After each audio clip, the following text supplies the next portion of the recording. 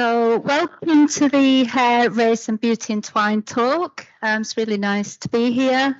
We're going to start by introducing ourselves. So my name is Davina Hawthorne. I am the MA Programme Leader for Fashion and Textiles at Montfort University. I am British born with Caribbean heritage, and I have black-rimmed glasses on. Thank you, Davina. That's you.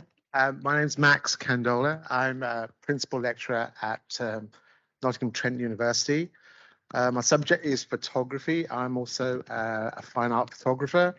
To describe myself, I've got red rimmed glasses. I've got a top knot hairstyle with a goatee beard, and it's silvery grey. I'll pass you over. Hello, my name's Rose Sinclair, and I'm a lecturer in design at Goldsmiths University. I'm a British-born woman of colour of Caribbean heritage, and I have my hair in a ponytail, and it's very grey, and I wear grey glasses. Hello, my name's Emma Tarlo, and I'm an emeritus professor of anthropology from Goldsmiths and a sort of writer and curator. And I'm white, and I've got shoulder length hair and glasses, and I'm not so young.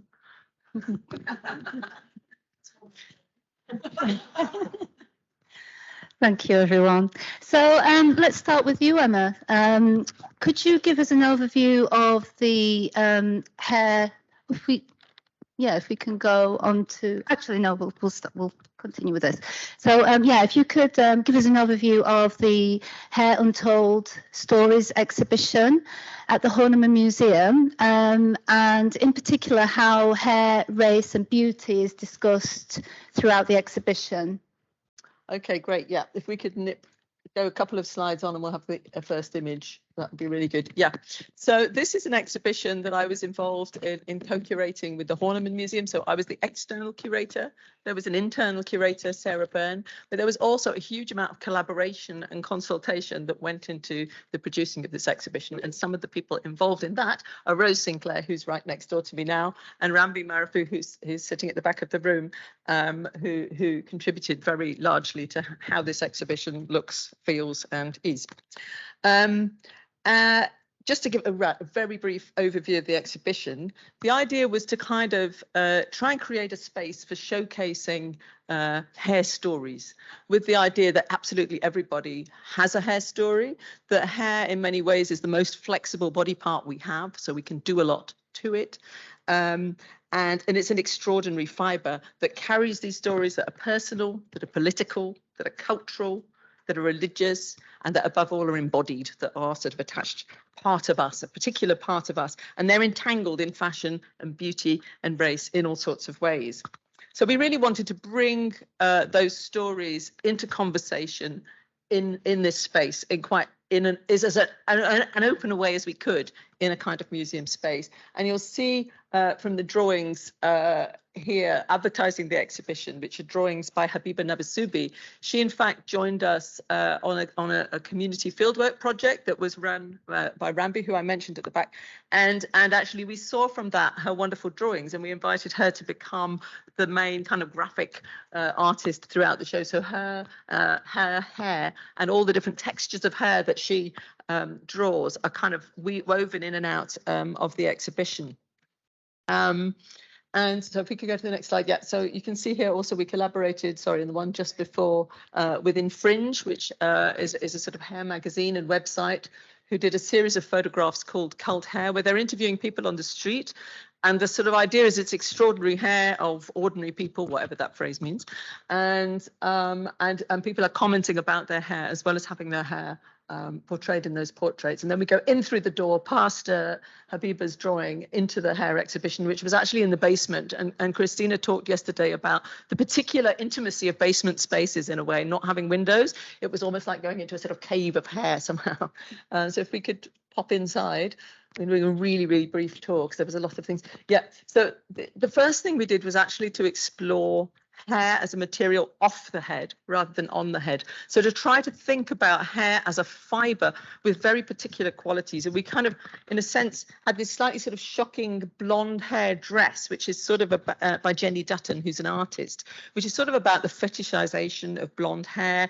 It's very visceral. People sort of want to touch it or squirm away from it. And it's sort of also about sort of certain types of idealized femininity. So we're confronting hair in that way, but we're also confronting in that space hair, on the one hand, hair that's precious and kept, which is something that Max will be talking about later.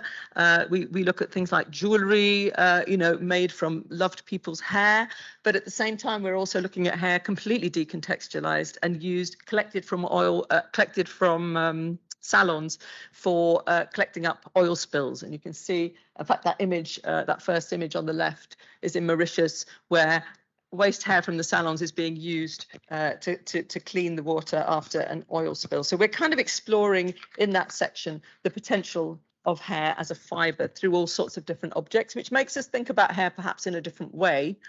But we then move into the next section, which, and these sections in a sense flow into each other. The next section, which is about, we called it hair care, and it was really about looking at salons and shops as sort of spaces of belonging, of self-making, and of becoming. And in this space, and this is a space we also, Rose will talk more about the sort of collaborative conversations that went on in relation to the creation of these spaces. But in this particular case, we had invited the curator, Korantama Anyamadu, to do what she wanted in that space. And what she did was she created a hair shop, of the sort of hair shop that you might find in many London streets. And she interviewed people, and we had the voices of different people for whom that hair shop is a meaningful space. And you could pick up headphones and listen to those voices. And some of those voices tell nostalgic stories about wearing baubles and going to church, on a Sunday morning. Others talk about the need for more Black-owned businesses. Others talk about sort of pride, discrimination around hair. So these different voices, in a sense, coming out of the hair shop. Rose's contribution about the sort of some of the untold stories of Black British hairdressing salons, which she'll talk about a little bit later. If we go to the next slide. And a kind of sister exhibition, which was curated by Rambisai Marufu in the gallery space, and that is still there. So please do visit if you get a chance to go to the Horniman. And she's really looking at hair as a site of Black feminist community and possibility. And she's looking about how sort of tactile skills and knowledge are passed between women from different diasporic backgrounds, and it's a combination of artworks and poetry and photography.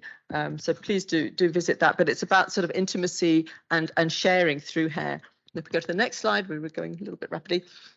And also thinking about salons, we had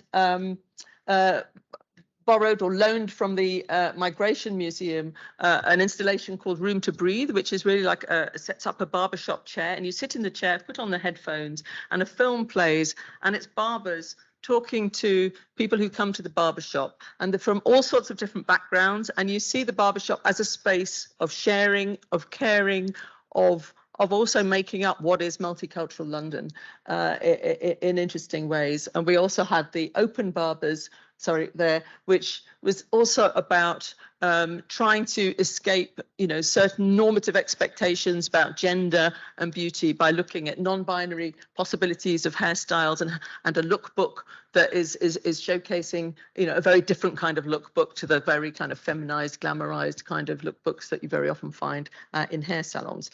If we could nip next one. And then we move into entanglements, although in a way the whole exhibition is about entanglements.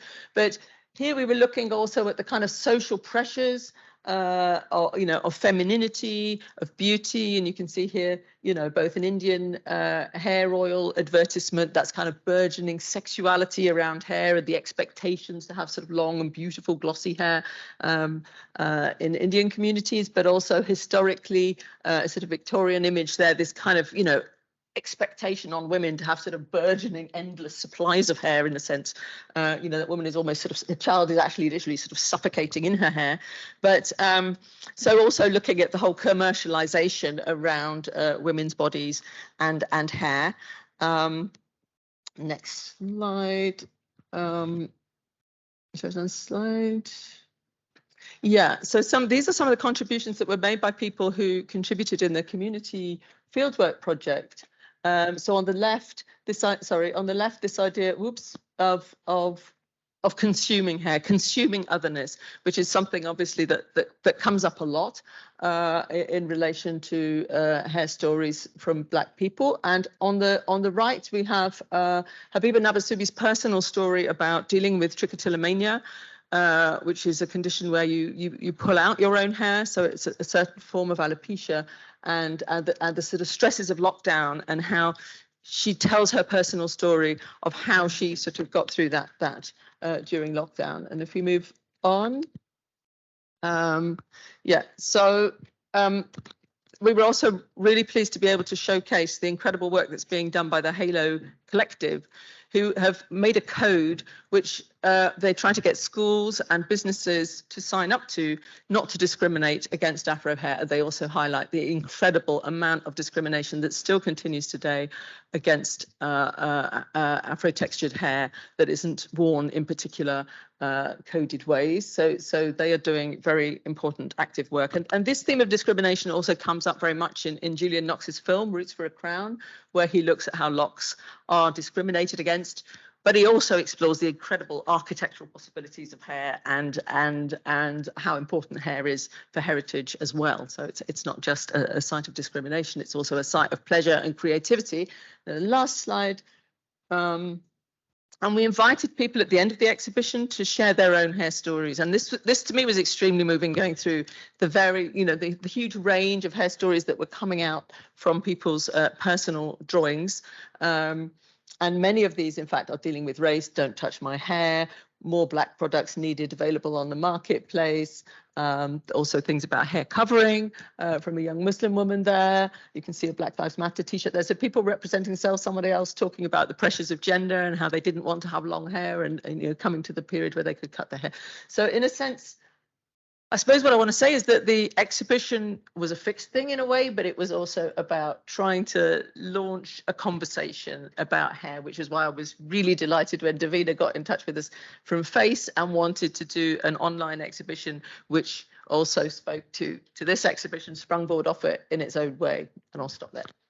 Thank you. Thank you so much, Emma, for that fabulous overview. And as you can see, there's quite a lot there, packed into that exhibition. And if you haven't been online already, do have a look on the online hair exhibition website, because there's lots of really great resources on there. So let's, could you tell us a little bit more about your contributions to the exhibition, in particular the mapping of the hair trade and how this impacts on the global beauty and fashion industries? Yeah, if we could nip to the next slide, that would be helpful. It's a bit of a Eurocentric map. Okay, I apologize for that. But in this map, so I had done a lot of research over a period of 3 years and written a book about the global trade in human hair, trying to also bring out those stories of people situated in different parts of the world, many of them in Asia, in India, China, Myanmar, who are working on the hair that ends up in the hair shops here. So that map is really tracing the different avenues through which hair comes into the global market, and at the same time trying to bring out voices of people situated at different sides of the trade. So it's really the backstage of the industry that you really don't see when hair is marketed here. And if we could nip to the next slide, which is just to follow just one of the trajectories. So one of the trajectories I follow in that map is the trajectories of combings. Now, many people with long hair in a number of different Asian countries, it will actually save the hair when they brush it or wash it. And so, like all of us who've got long hair, they'll end up with quite a lot of sort of tangled hair waste, and they keep that and they sell it. And people go around collecting it door to door. Other people are sitting in workshops untangling that hair, and it goes through all sorts of processes, taking out the lice, taking out the white hairs. And you can see all those processes happening there. So this is a kind of hidden labor behind the beauty industry that we see very little about. And these pictures were taken in India from my research. And then if we go to the next one, a lot of that hair then ends up being sent to China, which has the biggest sort of concentration of hair factories in the world. And here you see people actually creating hair textures that correspond to, you know, yaki hair or Brazilian hair or various categories of hair that are popular in the marketplace. But they might be all created out of hair that's combined from all sorts of different bodies from around the world, actually, creating those textures. And then if we go to the next slide, we see how hair is marketed: Indian hair, Brazilian hair, Peruvian hair, etc., etc. So hair becomes kind of racialized, or race and ethnicity are used as kind of marketing tools for in the marketplace to kind of create exotic alternatives, to create variety, and so on and so on. Very often these are completely fictionalized because, as you can see, very often the hair is actually culled from different people's bodies, remingled, retextured, dyed, whatever it is, and ends up in the market. So in that map, I am completely unrealistically trying to condense a 400-page book of research. But that's what it's about. Yeah, it's quite interesting, isn't it? How, you know, this idea of categorizing race and hair types. I think in your, what I'd really like to ask actually is in your article, Racial Hair, the Persistent and Resistance of a Category, which you wrote in 2020, if I remember. You describe hair as a disobedient fibre. Could you kind of expand on this? Yeah, so I was really talking about, on the one hand, you know, hair is materially disobedient in the sense it's on our heads, but it never quite does what we want it to do. And even when it's off people's heads, you know, the people who are working in those factories in China and places will say you can't ever standardize hair. You know, you put what looks like the same hair in a vat and it doesn't do the same things. So at some level, it's kind of materially disobedient, but at some other level, it's also conceptually disobedient because people and you know, and I trace the kind of histories of sort of scientific race and racism and the attempts to sort of categorize people into racial categories through hair, and how actually these categories always fell apart. The hair always escaped the categories. And then I also look at how those categories, in a sense, become reworked in the fashion industry when people are trying to kind of market hair through racial categories. So somehow, you know, hair and race are kind of entangled, but not in a clear-cut and easy way, you know, in a very complicated way that changes over time, that changes in the context of marketing, that changes in the context of people's lives. So that's interesting. Briefly. Thank you. Thank you, Emma. Yeah, so what that leads me on to Rose, actually. Rose, could you tell us a little bit about your contributions to the hair ornament exhibition? Well, I had, I would say 3 roles. So one was as a community field worker, and that was working with a group of 10 other field workers in trying to establish what our stories were about hair. So what my story was working with my sister over lockdown. And so my sister lived in Birmingham and I was in London, and we were exchanging stories about how we could get black hair products. And where I lived in London, there are I would go into a supermarket or a chemist and they would have, you could get shampoo, but you couldn't actually get black hair products because they weren't on the essential shopping list. So I couldn't actually get shampoo to wash my hair. It's ridiculous, isn't it? And all the stores that sold shampoo for my hair, they were all shut, but they had a back door. So you had to do the kind of knock on the back door to go and buy your shampoo to wash your hair. But all the supermarkets and all the chemists that sold our hair had the tape that said non-essential products, so you couldn't actually buy shampoo. So as a community field worker, my story ended up in the show with me and my sister exchanging our mobile text messages about how you could get hair. So in the end, she posted me shampoo from Birmingham during lockdown so I could wash my hair. So that was one of our stories. And then I was also chair of the user group panel, and that was spread over 3-4 months over before the exhibition, while the exhibition was being formed. And it was brought together with a group of community field workers, academics and researchers and members of the public. And what we did, we discussed elements of the show, upcoming exhibition, and what that would actually mean to us as Black academics and researchers, etc., and how we felt there were things in the show that could inform the show, and what we wanted the exhibition to have, and what it would entail, and key things were coming out or emerging from that it was very political, it was emotional, it contained things about our identity, but we also didn't want things in the exhibition that were, what would I say, that actually were what I would call derelict to the identity of being Black, that actually fell into the tropes of what Blackness was. And we felt that there were things that always fell into different areas of what it meant that could criminalise or identify us as being criminals, or identify us as being poor, or just fell into the tropes that were always in the newspapers or in the press. We wanted to see positive imagery as related to what it meant to be Black, or what it meant to be about our hair, but also to tell those histories of where did our hair products come from, where did our hairdressing salons come from, where did the entrepreneurship around hair come from. And so for us, things like those stories of Winifred Atwell, so if you take the Winifred Atwell was very kind of an important point in that kind of postmodern war history around Black hair entrepreneurship, because she was identified as one of the first Black professionals to actually open a salon in 1955 in what was then a white dominated space. And along with her and another lady called Carmen, I hope I pronounced her name, Carmen Maginot, who opened a hair salon around the same time in North Kensington, Fulham Way. They both kind of set that scene as women, that they wanted to have a professional space for women to come into and have their hair created. And Winifred, not only was she seen as the pop star of the day through her singing, she actually had a top 10 hit. She had a career that lasted over 20 years.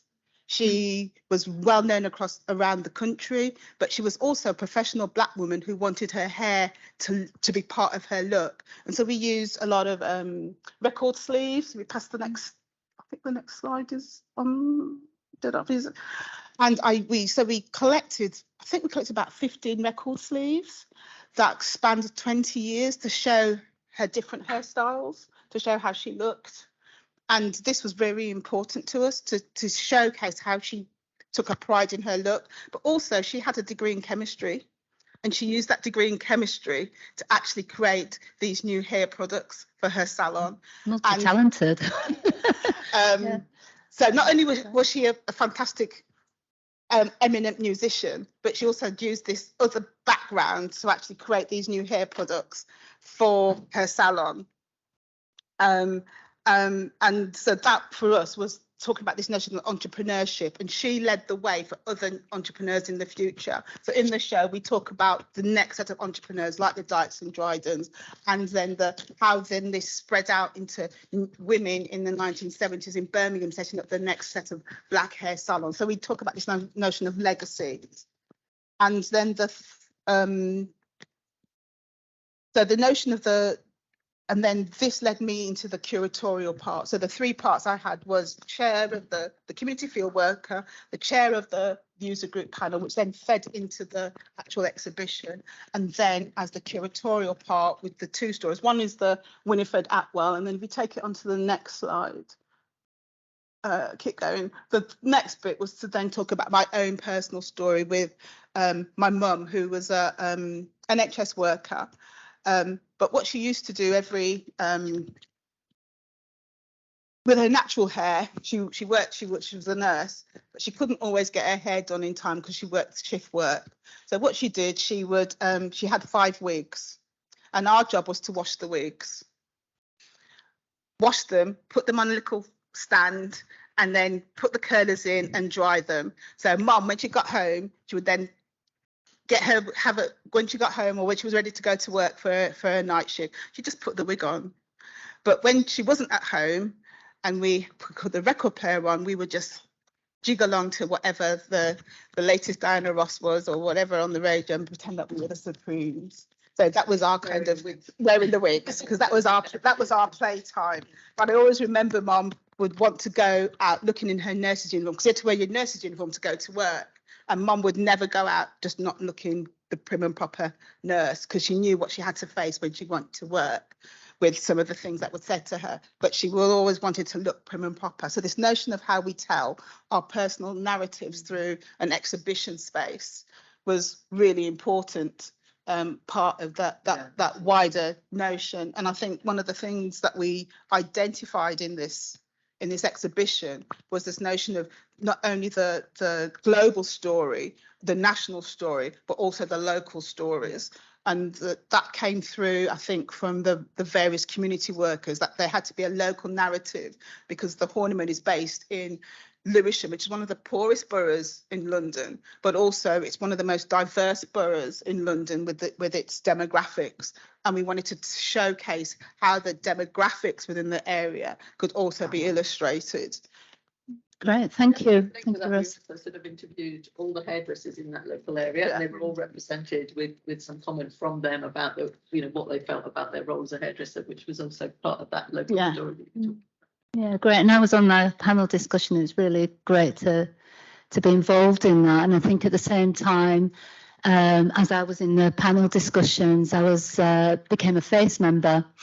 And it was just naturally that those things came together, as being involved in the Horniman exhibition discussions previous, and then obviously working with FACE. So I think what came out of those discussions were, the global majority needed a voice, in terms of a platform, because obviously those stories are so wide and,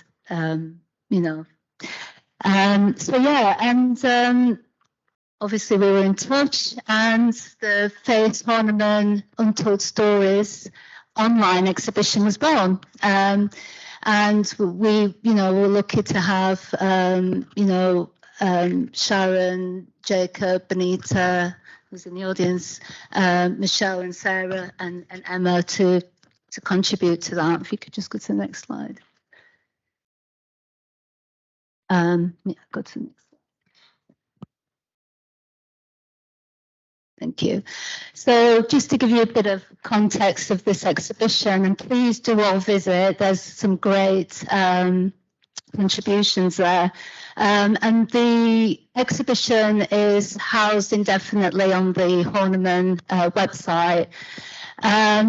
And it's kind of in two parts. So the one part is the academic space, and then the other space is the student space. And I think why we did that, why it's kind of in those two parts, is that kind of conversation that happens between academic and students. And the kind of co-creation, co-learning in terms of, those conversations, those exchanges. Often we think academics are the be-all and end-all of the conversation. No, we're learning just as much as, from the student, and vice versa. And it was just an opportunity as well also for students to contribute and be involved in a live project with the Horniman. I think, it's great that students had that opportunity and have the opportunity to showcase. So the academic space is coming from FACE members, and the student contributions are nationwide, as FACE members are nationwide. We're from all over the country. Just go to the next slide. So I think we put a FACE competition out to different students from different specialisms. So it covered textiles, fashion communication, textiles. So we've got quite a broad range of projects you know, so from illustration to Levi's design around don't touch my hair and so forth. Just going to the next slide. Okay, so I'm just going to, I think what we'll do in regards to this exhibition is just going to give you 2 samples from each section and go through that, and Max will go through his part. So I'm just going to read out Stephanie Choi. Stephanie Choi is a DMU student. And I'm going to read out her contribution. As British-born Chinese descendants, we are taught to treasure our black hair. I've always questioned this mindset. Why must it be black hair? Why not colour it? Why can't I express myself? Why not colour it? Why can't I express myself? Growing up in Britain, being surrounded by pop culture, I saw how powerful it was to express my own individual style and personality. I found that hair was one of the most powerful tools to do this. My Chinese family and friends disagreed with the idea, so I dyed my hair the brightest colour that I could think of, which was the reddish pink. It was a way for me to break tradition, be inspired by traditional Han Dynasty hairstyles. I created my own contemporary version. So here, I know Stephanie was really interested and really passionate about her illustration work, and she's collaborated with a photographer and kind of created this kind of illustration, breaking boundaries. And I think, you know, it was really nice to have those kind of personal conversations with Stephanie in regards to developing this project. If you just go on to the next one.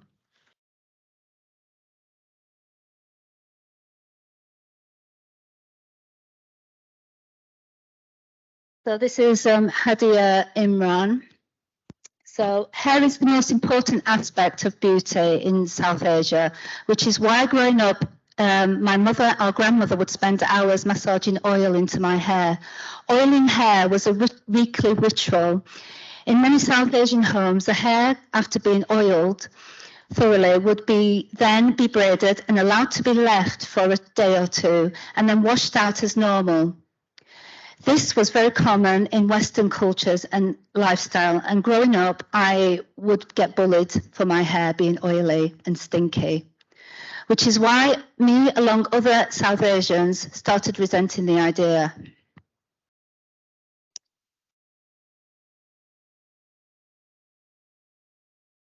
To finally be able to embrace my culture and traditions, I slightly oiled the hair to give it that greasy look and braided it further, adding a paranda underneath. Paranda is a colourful Punjabi traditional hair extension accessory. As someone from Punjabi descent, I wanted to be part of my work alongside the traditional jewellery and kurta shirt.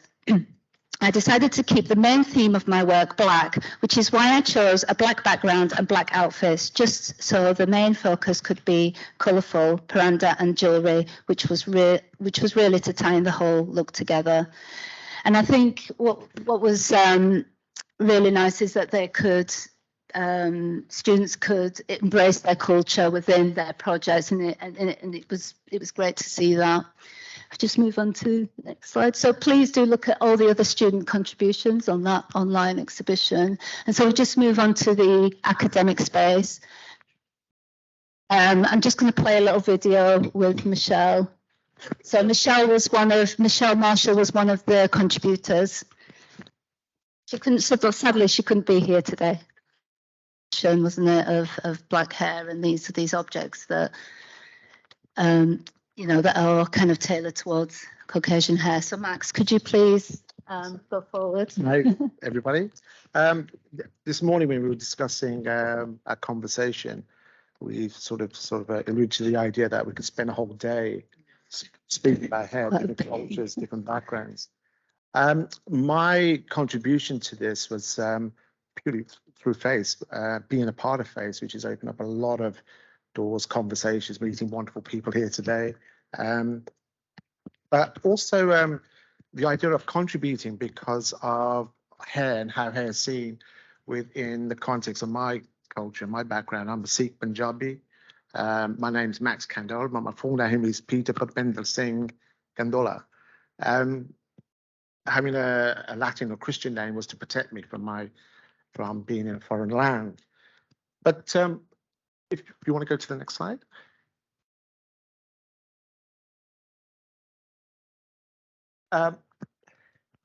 What I've done here is I'm looking at hair purely from, I would say, a male perspective.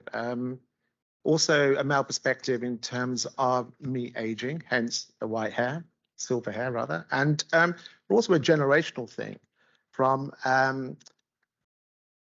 where I am to the photographs I've made at the one on the far right on my son and the middle hair on my father. I'm also very conscious about how the male, the well-being of the male, the aging well-being of the male. And I've used this title called The Craft of Life in terms of observations of how one grooms oneself. And this is the conversations today. And Davina, you alluded to one of the students handing work where the hair is oiled and combed through. And I remember sitting and watching my mother comb her hair and my sister and spending over half an hour, 45 minutes. Self-grooming, isn't it? Absolutely. You know, they're taking the time and. Yeah, absolutely. But in terms of this body of work and the hair, it's sort of developed from documenting the last few hours of my father's death, actually. Can I go to the next slide, please? And it was a study I was doing for a while, which came to a conclusion, obviously, in the last 4 hours of my father's death. Prior to that, you're seeing the body sort of deteriorate, the skin, the eyes look different, the nails. And the one common thing with chemotherapy is your hair. I had hair drops out. And what I did, I had a really good relationship with the doctors and nurses. And over a period of time, they collected all the debris that sort of dropped off my father. I gave them jiffy bags. And the bags would collect the dry skin, blood samples, urine, and his hair. And it's interesting in terms of when I looked at the Horniman exhibition, I was drawn to Emma's comment at the beginning when there is more to hair than washing, combing, cutting. It is extraordinary fibre with a range of unexpected possibilities. And also last night's talk by Christine, who is a creator of African fashion, she talked about a project she did at Innova, where she asked curators and artists to talk about the fabric and the memories from that fabric. So in collecting the hair, and when I do now go back and open this jiffy bag, and what I could smell is not necessarily the essence of my father, but it's chemotherapy. I could smell the hospital, the bare walls. But then also collecting hair, and it is a very tactile, it's a very personal thing. I collect photographs. I look at archives. We make photographs on a daily basis. But what is the meaning of those photographs that we keep in our camera? And again, going to a conversation this morning, how many of us, or within our society, collect artifacts or things that we love that one did many, many years ago, because now maybe there's not a need, because we capture those memories within the context of our camera. So if I can go to the next slide. So in that process of my father's hair, I then wanted to document and keep the very first haircut of my son. And that's very, very important, because again, am I already looking at the inevitable, the end of life, where my son's life is just beginning. He's 12 now, but that haircut was, I've got the date there, March 2011, I think just turned 1.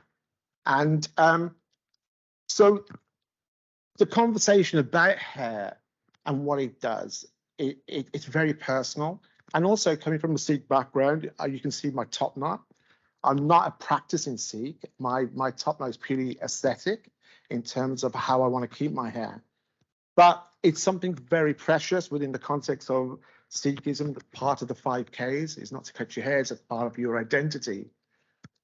But then also in terms of the conversations we've had this morning and possibly this afternoon, it's about education in terms of confronting these things about death, dying, birth, celebration. I sit down and go through Illustration of Life, which was published by Dowley's publishing regarding the death of my father. I go through the work with my son. I think it's very important to do that. And also, it is a type of trauma in terms of reflecting on one's life. I did the same. I'm looking at, I think it was 8 minutes, 45 seconds, looking at George Floyd with my son. And that was very, very important. But I'm drawing that into the context of how one is with personal belongings. So is hair personal? Of course, it's very personal. There's nothing else that one wants to collect in terms of a possession. I don't think a photograph now, I really question the value of photography and its rationale, its reasoning. So is hair the most important thing that I can carry that belongs to a loved one, or is it a nail? Or I can't think of any of the body parts that I want to keep. So in that sort of sense, I'm continuing with the hair project, and I think what the Horniman's done is opened up a different vocabulary in terms of the exhibition, and also working with face, within the fashion, primarily a fashion context. I know Andrew alluded to the fact that we've got a photographer and a filmmaker, and Michelle, photographer, part of that, and also questioning the idea of what is fashion is very, very important. Thank you. Thank you, Max. I think on that note, we'll finish. Thank you.